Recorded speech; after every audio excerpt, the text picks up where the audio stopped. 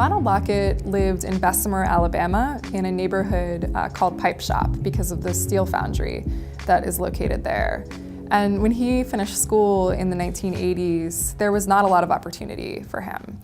And so even though the situation was pretty dire in Bessemer, his street that he lived on, 15th Street, was actually a very inspiring place because he lived there with his great-aunt Sarah Dowell Lockett, who raised him. And she lived to be 105 and really introduced him to a world of beauty through her gardening and quilt making, practices that directly impacted Lockett's work.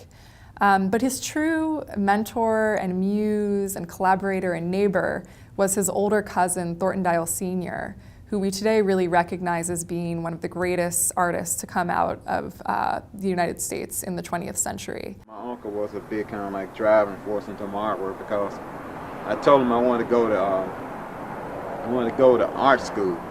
And he told me that I had the best school of all, just making artwork or whatever. But he was a big influence on my artwork, and I mean he helped me to kind of find out that you could take tin or barbed wire or just different smaller metals, and make things out of. I think Lockett had a very deep sense of empathy with his fellow men, women, and animals. And I think that aspect, again, of who he was a major part of what kind of artist he was. Somebody who was not afraid to kind of reach beyond his personal lived experience and relate to people from all over the world and all across time. Well, my artwork, ever since I've been a kid, it always has been my strength, something positive about me.